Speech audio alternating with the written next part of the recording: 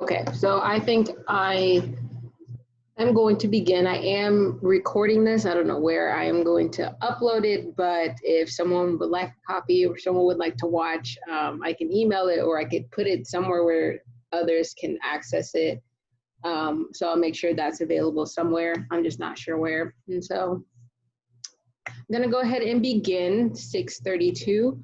So this is my community blueprint and a little background about a community blueprint. So I am a Young People for Fellow, which is basically a social justice nonprofit where they give you the tools and resources to build a community justice type blueprint for whatever kind of issue you want to solve on whatever type of community you consider a community. And so I wanted to do mine for the greater Wichita area.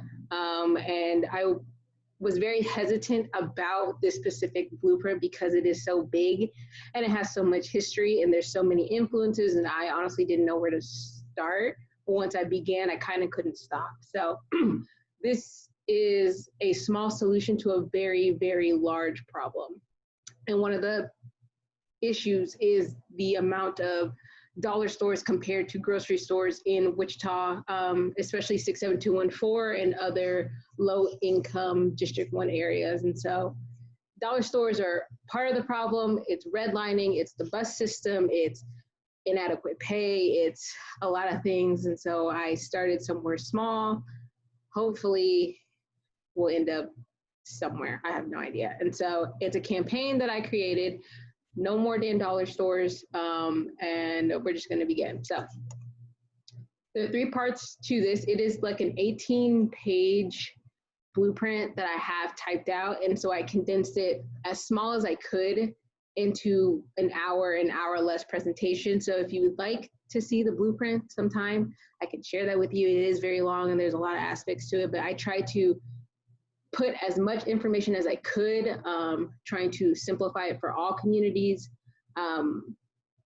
Yes, I'll just introduce it. And so we're gonna go over the abstract, the issue, and the solution.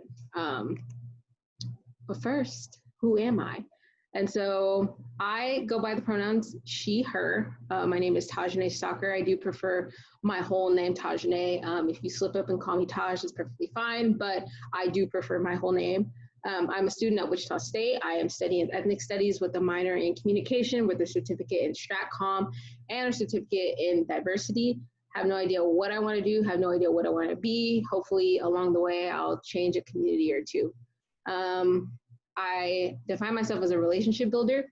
So I love the relationships that I build. I value all the relationships that I have.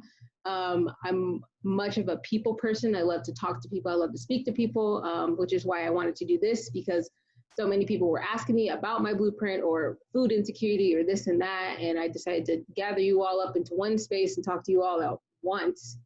So kind of I don't have to continue to do it.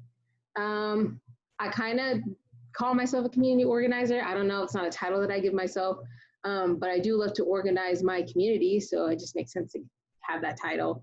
I'm the creator of Black and Asian Solidarity Series. And so this is the Zoom that we use. And so if you want to show support, follow us on Instagram, Twitter, like our Facebook page. We go live starting once a month. Sarah and I actually have an event coming up on Wednesday, and we're going to be talking about anti-Blackness in Greek organizations. So if you like hearing me talk today and you want to hear me talk more, tune into our Instagram, 8 p.m. Central Time, Wednesday. I'll give more information out. But that's something that's a side project I created to kind of build relationships between the Black community and the Asian community, trying to create a safe space so Black people can be advocates for everyone if they choose to. I am a Scorpio. I am an October Scorpio, if that makes any difference. And I am an Enneagram 2. So that basically means I'm a helper. Not my sole purpose, but something that defines my personality. I love to help others. I love to help my community. So that's a fun fact about me. So what is food insecurity?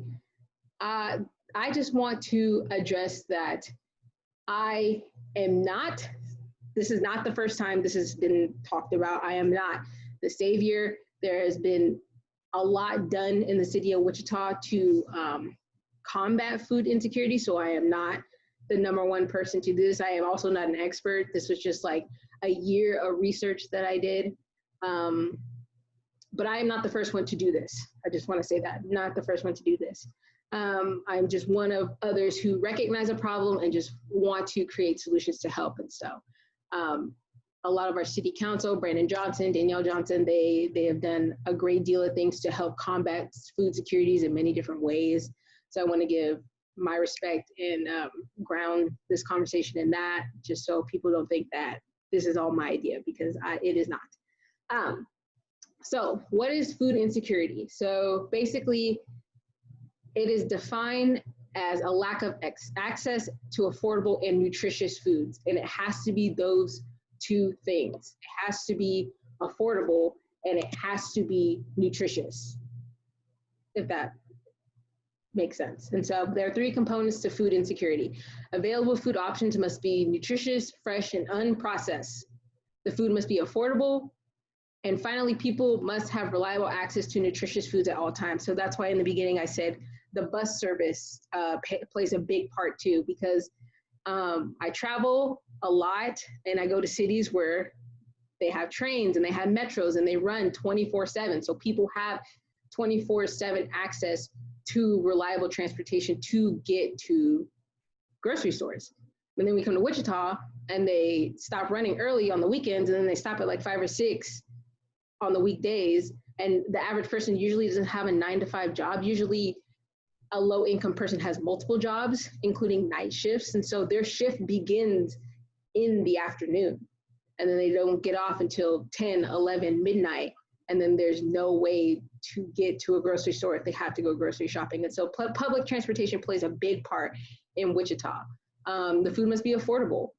And then the food must be nutritious. And so that's why No Damn Dollar Stores was created, because we have, Black and brown spaces have access to family trees, family dollar stores and all of that, but it's not nutritious, it's processed. And so you can get a carton of eggs and some type of meat for $1 at the dollar store, but it's not nutritious. It's not healthy. It doesn't do much for that community. On the flip side, I don't want to say Trader Joe's is expensive, but like or Whole Foods, they'll put a Whole Foods in the neighborhood. It's pretty expensive. It's kind of not what a family is looking for when it comes to their budget. And if a family has to choose between the light bill and like vegan food from Whole Foods, I'm sure they're going to sacrifice a nutritious food for the light bill and just go to a dollar store. And so food insecurity, or a food secure neighborhood, has to have all 3 of these components. And so I also want to address that 67214 and the families in these neighborhoods are affected by poverty, but it's also bigger than that as well. It's children and families, it's college students, and our elders. And so for children and families, that's kind of like the poster child of food insecurity. And so to combat that, especially in Wichita, we have summer meal programs at local churches, at elementary schools. I used to participate in them. We have food banks to help families. We have church pantries, and then we have CORE Incorporated here in Wichita. We don't really talk about college students facing poverty because it's kind of been labeled as something you have to go through. You know, oh, you're a college student, of course you're going to live off ramen. Like, that's what you're supposed to do. When in fact, these students, me, are living in poverty. We're living below the poverty line. We are scratching change just to get by. And so in Wichita, we have the Stocker Food Locker. We now have a community garden. And then specifically at our university, we get text alerts from Chartwells. And so if Chartwells has a big event and there's leftover food, they'll send text messages if you sign up, and they'll tell you like, hey, there's food in RSC 203, and it'll just be a buffet of food for us. And it's not like a quirky, cute thing. It's like, oh yeah, it's like some of these kids don't have a meal. They don't have a dinner to go home to. And so that's what we rely on, probably as well as the food banks and the church pantries. And then for our elders, for my research, maybe I didn't look as hard enough, but the only meal program I know of is like Meals on Wheels.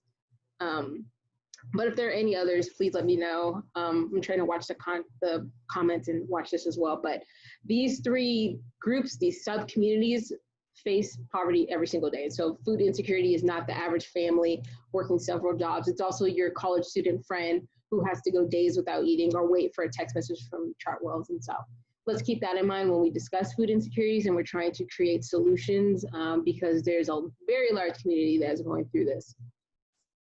So I said in the description we are going to talk about redlining. This blueprint really focuses on the dollar stores, Dollar Trees, but I talk about redlining a lot, and so it only makes sense to define it. If you know it, you know it. If you don't, we're going to dive into it, and I tried to put as much in as possible.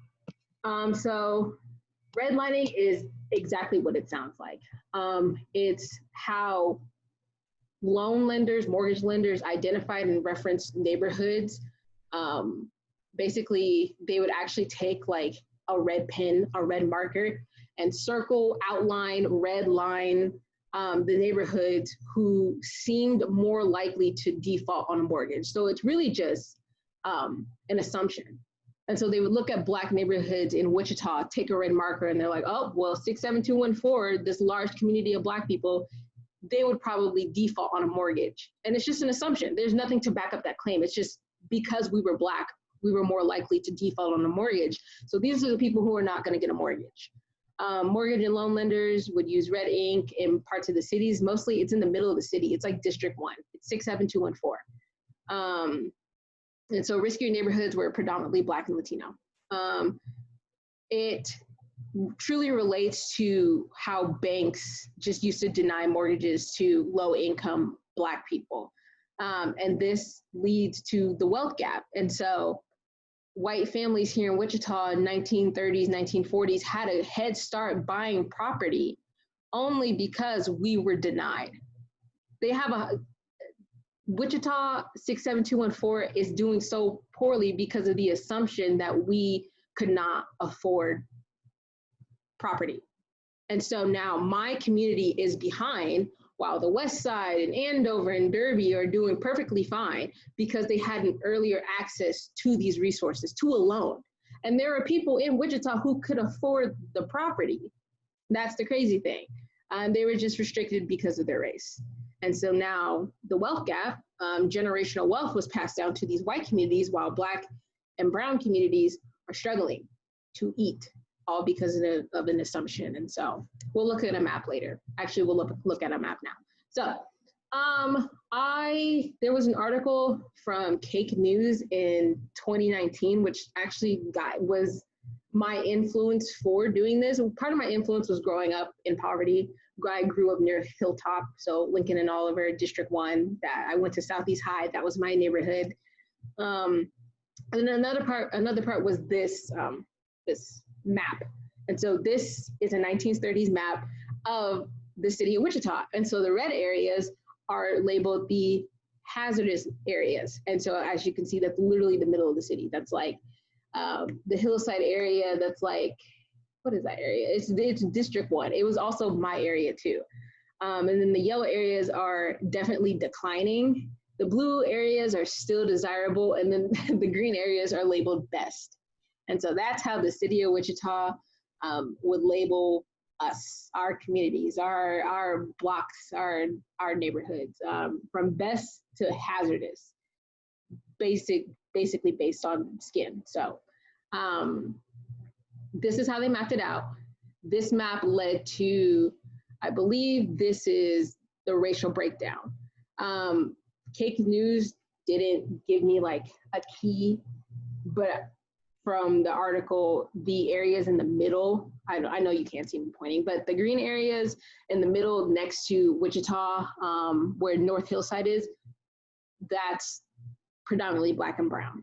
And then the blue on the outside is going to be predominantly white.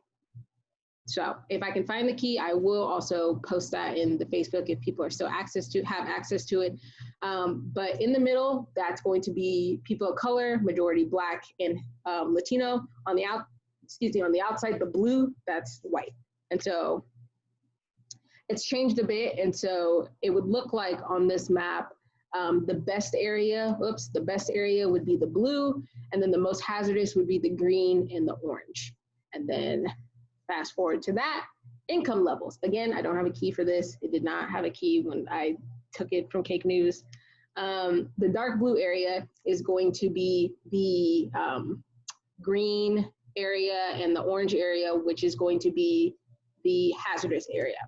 And so this article did a good job at breaking down like wealth and race in reference to the redlining area. And so I have the link down here. If you just go to Cake News and you just type in investigate segregation, they did a investigative piece on obesity and segregation, because these areas also have high rates of high blood pressure, high cholesterol, and obesity because of the lack of access to nutritious foods. And so this article kind of helped with the food insecurity thing. And so if you're interested in this article, Cake News investigative piece on segregation and obesity and how the two are related. But basically, the most important thing is this redlining map, because it really has not changed in a very long time.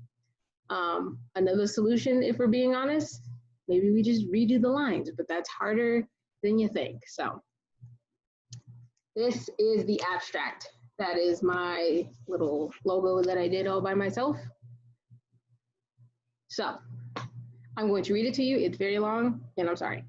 In the era of digital and social media, there has been a rise of social justice through popular mediums such as Twitter, Instagram, Facebook, and Snapchat.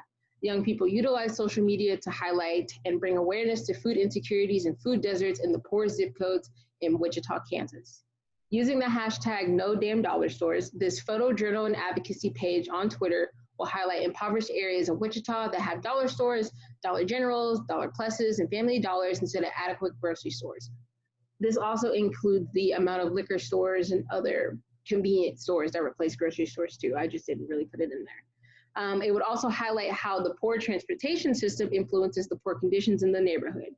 The result of this hashtag movement will garner attention within the city, putting pressure on our local government to acknowledge and create a resolution that will apologize and take accountability for redlining that has created poverty differences in the city. The campaign will continue for about 2 years until the city provides a grocery store or grocery stores in 67214 and other poor areas as well. And that includes public transit that runs longer in the city past 6 p.m. and runs on Sundays. Because I forgot, the bus doesn't run on Sundays. I also think that's weird. Basically, it starts out as a Twitter page. If you know me and you follow me on Twitter, that's something that I do a lot, and I love it. I utilize Twitter in my advocacy. It's momentum. It's a catalyst. If you don't utilize Twitter in your movements, in your organizing, I don't know what to tell you, because Twitter is a big tool that a lot of young people use. And so I don't know, young people are going to continuously live in these areas.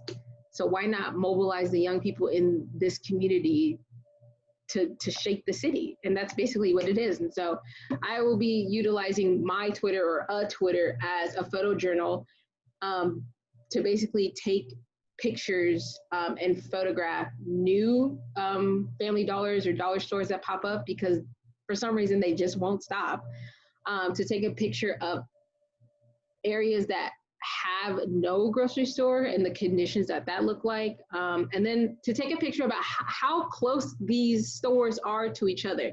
If you are privileged enough to not really notice, I travel around Hillside Grove. I can drive in that little area in those blocks and see multiple dollar stores and Family Dollars before I see a grocery store. And it blows my mind. If you are privileged enough to not even notice how close they are, because I notice it every time I drive. there's one on this corner, and then and then 2 blocks later, there's another on that corner. And it's just something that, I just noticed. And if you have the opportunity to drive around these cities and see how many clusters you can find of them before you can find an adequate grocery store, and it'll blow your mind. And so I want to kind of reference that, get momentum going on that Twitter, and eventually it'll transition from idea creation, which is the Twitter, into governance. And so a resolution, kind of public, what do I call them? I don't know what they call them, but like public policy to put limits on how many dollar stores or Family Dollars can pop up in the area. Or let's support Ashley Faust. I think that's how you say her name. She has a GoFundMe for a grocery store. And I should have put the link in here so you can donate to them. But that is someone who is trying to put a grocery store in a low income area. So it's trying to mobilize their city to acknowledge, and it, like, I know we can't change the lining of the city, but at least acknowledge, create a resolution that these things take responsibility. I think that's what I need living in this city, living in that. I don't live in 67214 anymore. I don't live in District 1 anymore.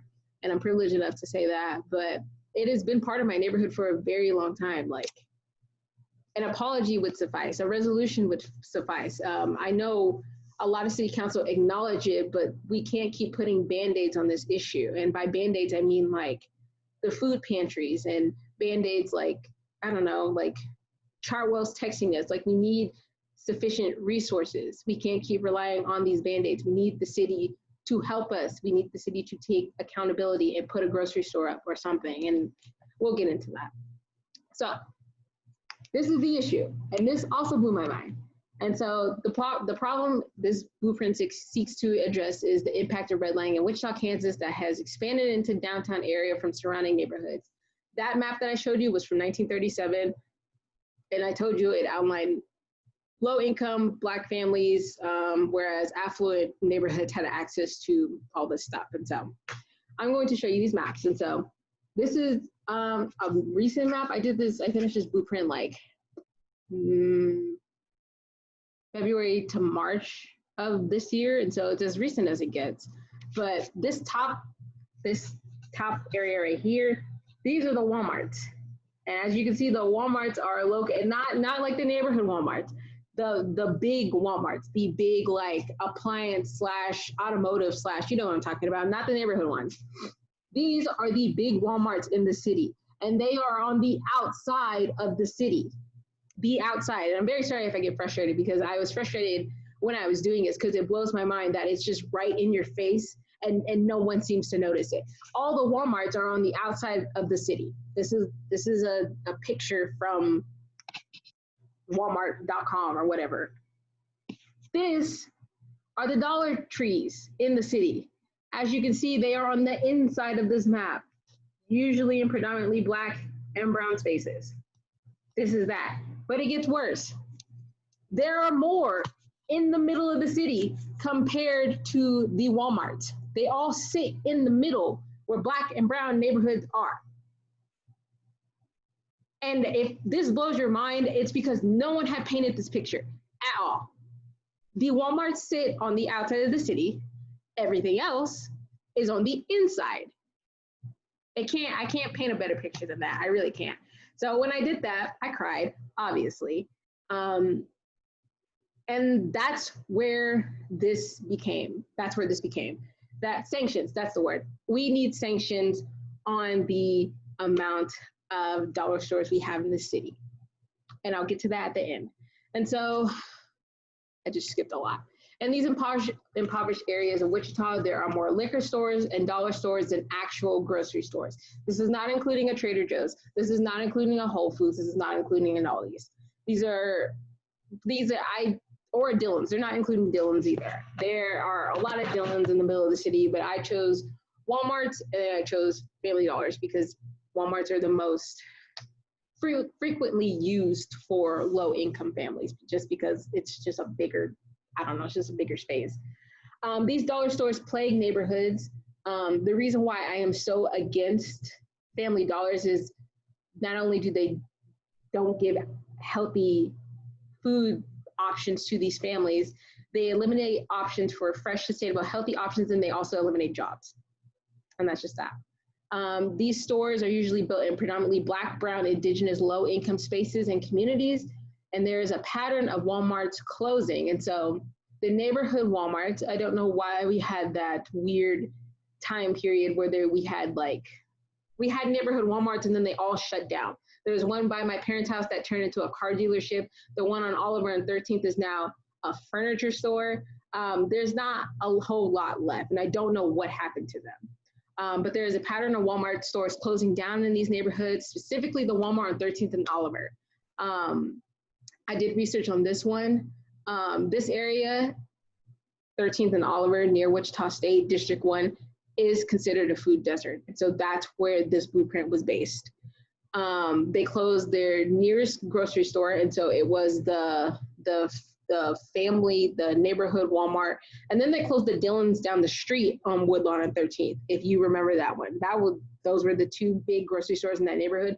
Both of them shut down. They also closed that Quick Trip. I put the Quick Trip in there because I think the Walmart closed down before the Quick Trip, and Quick Trip has healthy options, but I wouldn't really use that because it's not affordable. Like, I went in there a couple days ago and their milk is close to like $4 compared to a Walmart or a Dillon's type milk. And so I don't really want to use that as like, oh, if your neighborhood doesn't have a Walmart, at least go to Quick Trip. But when that Walmart closed down, they at least had options for food. I don't know. I don't know. They just shut down all food options there. The Walmart opened up in 2011, and the Quick Trip over there was opened in 1992, and then both of them closed, leaving only the Dollar General there.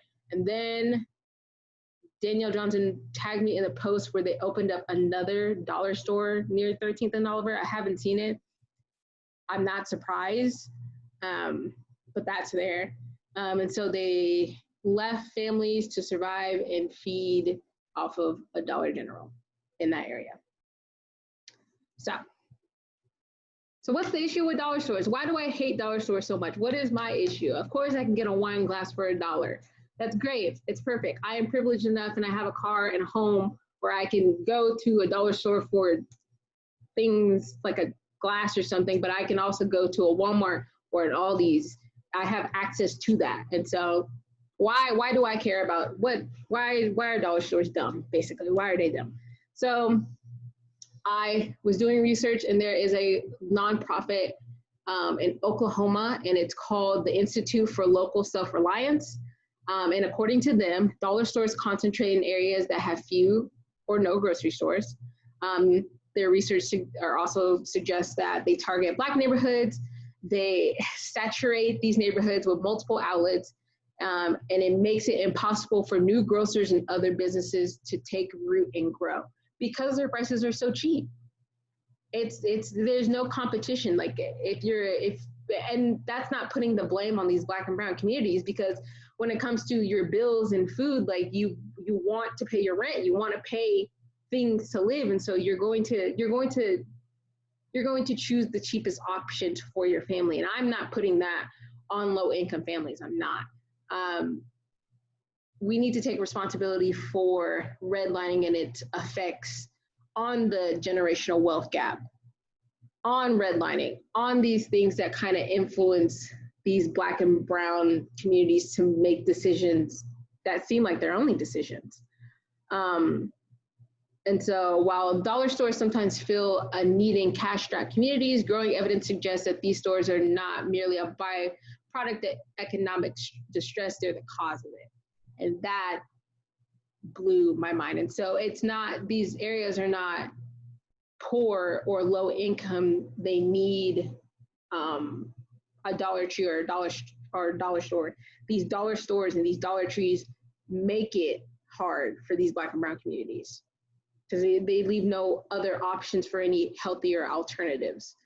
So in small towns and urban neighborhoods alike, dollar stores are triggering the closure of grocery stores, eliminating jobs, and further eroding the prospects of vulnerable communities that they target. Dollar stores are a plague.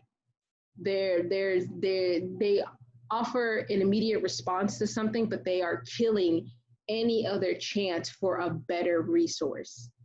And I hope that there are future city council members or current city council members watching this, because there is a process for a dollar store to pop up in the city. There has to be someone approving it to letting this happen. The more we let it happen, the harder it's going to be to try to get better resources for these communities. These dollar stores are a plague. They are killing our neighborhoods. They are the cause of the rising obesity, high cholesterol, high everything in these communities. They are targeting vulnerable communities in Wichita. And that's why I hate them. So the Institute of Local Self-Reliance, they focus on, so this is their mission statement. I don't think we have one in here. It'd be cool if we had one, but they focus on fighting unfettered corporate control in all its forms, from giant tech platforms to monopoly utilities, Wall Street banks to garbage incinerators. So I thought that was interesting. It's just a quote I pulled. They are showing how public policy currently favors bigness and perpetuates inequality. And what people can do to change the rules. The purpose of this nonprofit is to empower communities and their economies to disperse power and authority.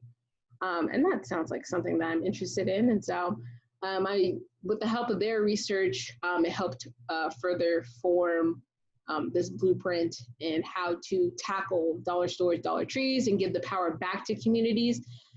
For me, it's Black-owned, mostly Black-owned grocery stores, because I now live near 21st and Arkansas. I won't say Arkansas, Arkansas. And there are like Latino-owned grocery stores. You know, it's El Guero, it's Rio Bravo on South Pawnee. Like some of these communities already have their own like store. It's tied in on 21st. Like a lot of these communities already have their own stores. And so for me, it's like empowering my Black community to start investing in a resource in a grocery store for us, because these things exist. Like these communities already have the resources to do it. And so it's putting a grocery store in these neighborhoods or having our own community try to create something of the like, if that makes sense. And so, and I think that's just my personal take. And so what influences food insecurity in Wichita? And I kind of touched on public transportation, but we're gonna get more into the research. So Wichita is ranked 25th out of 100 for top cities being segregated. It is that map that I showed you in the very beginning. And that's due to redlining and racial segregation patterns. And so the poorest or the most low income zip code is gonna be 67214, and half of the population lives below the poverty line. Wichita has one of the largest divides between the rich and the poor. I'm sure you can see it as we transition neighborhoods, or if you drive, you can tell the transition is very obvious. There's a very large divide between the rich and the poor. And so I brought up public transportation, and so I'm just gonna tell you my research. So public transportation to and from grocery stores contributes to food insecurity in Wichita. The buses in the city of Wichita are not free. I think that they're free to a certain, I think I put that in there, they're free to a certain group of people. So students, Wichita State students and high school students.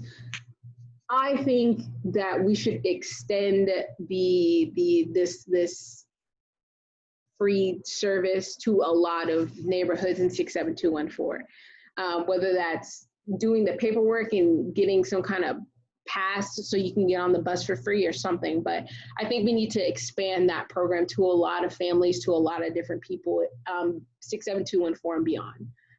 The buses also stop at 615, which I used to take the bus a lot with my mom, but I don't know, it's not something I have to think about anymore. But that sounds like an issue, doesn't it? Like people get off of work at 5, and I explained that some people go to work later, they work double shifts, they don't have a typical 9 to 5 office job, and so they're working the food service jobs, they're working the janitorial jobs, going in late and coming out early. Yes, public transportation should be free, period, if we're being honest, yes. But the buses stop at 6:15, and I think that's just such an odd time because not everybody like gets off of work at the same time. Low income people don't have that typical schedule, and so that's just an issue in of itself. This is an issue for working families that get off for work later, 5 p.m. or later, and have no transportation to get to and from grocery stores, to and from work. With that, the cost and operation of transportation is another barrier for low-income, impoverished families who need adequate resources for quality of life. And then there's no bus services on Sundays. That's an also weird thing when you say it out loud. Like, yeah, our buses stop at 6 and they don't run on Sundays, when people's lives never stop, ever. Especially a low income families, low income students, low income people are the hardest working people ever. And they probably don't have one job that'll let them off on Sundays. They probably have multiple jobs. And so no one's life, the life of a poor, low income, Black, brown, indigenous person's life does not stop on Sunday. So why should the bus? So Wichita Public Transit offers free bus rides for students who attend Wichita State. I actually participated in that. Students of Wichita Public Schools, as long as you are enrolled currently and have a valid student ID. This program excludes the elderly or those who are not enrolled or privileged enough to be in those college programs or attend a Wichita public school. So there's a lot of stipulations to each one of those rules. And when I read all those out, when I did the research, it doesn't make sense. If we are ranked 25th out of 100 for being the most segregated, and then we have all these issues with the bus, people can't afford the bus is not running long enough, one or the other has to give. So there is that. And if you're just tuning in, I am recording this, and if you would like a copy of this, I don't know where to put it, but I will have it for you, and I will give it to you any way I can. So the solution is this cool little graphic I did all by myself. Hashtag no more damn dollar stores will begin with the approach of idea creation. So idea creation is a tactic I learned in Young People 4, and basically it's the creative part, and that includes social media. And I think I'm pretty good at social media, so I'm going to begin with that. So I chose this approach because before solving the large issue of food insecurities and food deserts, we need to bring awareness to the issues, and more importantly, the root causes. And so, yes, the issue is food deserts. Yes, the issue is food insecurities. Yes, the issue is this and that, but we need to acknowledge the root cause in Wichita. And the root cause of food insecurity is racism. And there's not much more I could say to that. It's literally racism. Redlining is influenced by segregation. And I can't really add more to that. And I really do hope city council or someone on here is watching this, because it is a root cause that needs to be dismantled if we want to move forward and start removing the bandages that other community leaders are doing to solve this issue. And so I love that we have food pantries and all these other opportunities for adequate food resources. That is a bandage. We need to dismantle the root cause of food insecurities, and we need to start creating sustainable solutions to this very big problem. So eventually the conversations and the awareness through social media will transition into public policies such as resolutions and sanctions on the amount of dollar stores in the city. I chose governance as a transition, and so I'm going to be combining the two. I'm going to be combining social media and then a transition into like public policy. I chose governance as a transition because the end goal is to have local city government put sanctions and policies on the growing population of dollar stores in impoverished communities. Utilizing social media is an influential way to reach people, especially young people, and advocate for accommodating public transportation, adequate grocery stores, and the removal of dollar stores, dollar generals, dollar pluses, and garner the attention of the city to put pressure on their policies. I sound very smart in this blueprint. So, solution. The hashtag no damn dollar stores blueprint will operate as a campaign within the community of Wichita State University, Wichita the city, on Twitter, in the greater Wichita area. So my original idea before COVID, I wanted to start incorporating this campaign on Twitter as well as physically. And I think I hopefully might move to this next year, but being a part of the Juneteenth conversation. And so this conversation, I wanted to have during Juneteenth, like as a table with the resources and the pamphlets and everything. And so I'm gracious enough to have a fellowship that was going to offer me a grant to begin doing either pamphlets or like other resources to give out during Juneteenth. I was also going to use the grant to create shirts and buttons, and I would sell, so the grant would buy the shirts and the buttons, and I would create it. I was gonna make buttons out of this cool little design that I made, because I thought it'd be cool. And I was going to sell it. And then that money I would either use to donate to our current food bank or Ashley Faust's grocery store GoFundMe, or any other food nonprofit out here in Wichita. And so that was going to be an ongoing thing.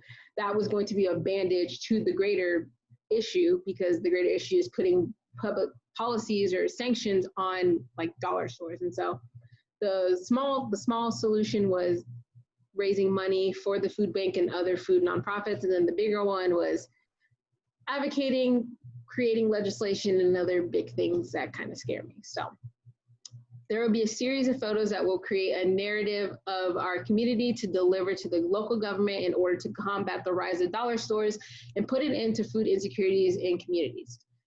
Twitter will showcase the 50+ dollar store chains, the liquor stores, where the Walmarts versus dollar stores are located, statistics about food deserts, the history of redlining, and also highlighting the policies focusing on food insecurities that the government officials are for or against. And so basically that means, like, if you were an upcoming if you're running for a position here in Wichita, if you mention anything about combating food insecurities in Wichita, I would highlight that on Twitter,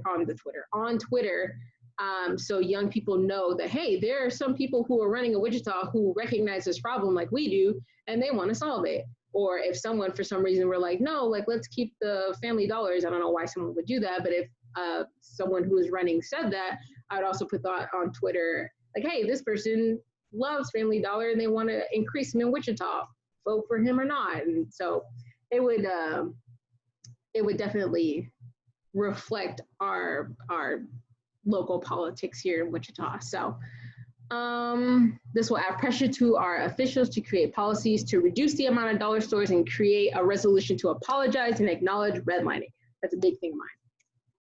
So I've been talking a lot about policies.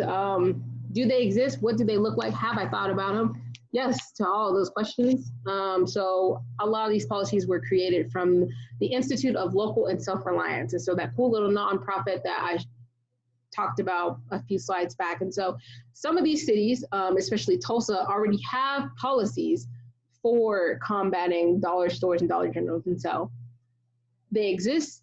I would like to see them in Wichita. That'd be cool, but I'm gonna read them. So, set limits on change. So cities and towns have authority to adopt formula business ordinances that place limits on the ability of change to open new locations. These ordinances apply to dollar store chains, and they've been enacted in dozens of cities and towns. So basically it's like, we can say how many dollar stores or how many Dollar Trees or how many whatever we want in the city. So adopt a dispersal policy for dollar stores.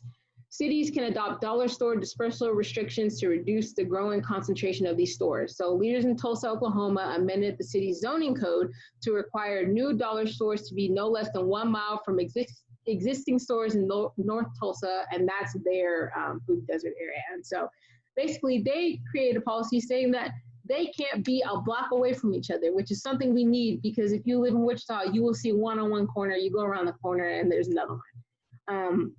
And that's frustrating. So strengthen planning review policies, so cities and towns can elect to designate particular retail uses, including small box discount stores, as conditional uses. This means that these stores must undergo a review and meet certain conditions before they are permitted to open. These conditions can include economic impact areas, so like District 1 or anything. Expand financing for locally owned grocery stores. One of the biggest barriers entrepreneurs face in starting new grocery stores is securing a business loan. Programs such as the Pennsylvania Fresh Food Financing Initiative, which supported more than 80 grocery store projects, can incubate new stores in underserved areas. And so a lot of these public policies are like, they're not easy to do, but it's mostly like the initiative. Do we have the initiative to combat this? Like, if we put enough pressure on our city council, if we take the initiative, we can do this. We can put sanctions on them. We can have a loan for entrepreneurs. We can have 80 plus grocery stores in the most food insecure neighborhoods. It's just like, I don't know. We just have to do it.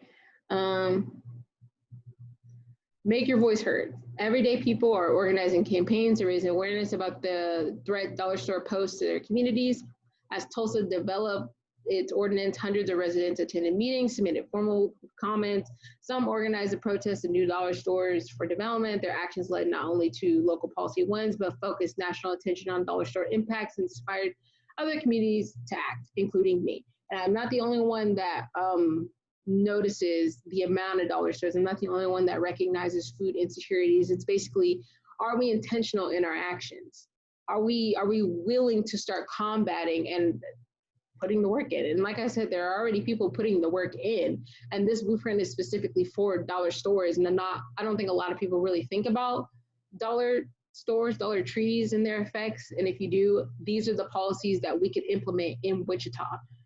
It's just a matter of how many of us can do it. It's also a matter of, we're in a pandemic. And so, yeah, that's it.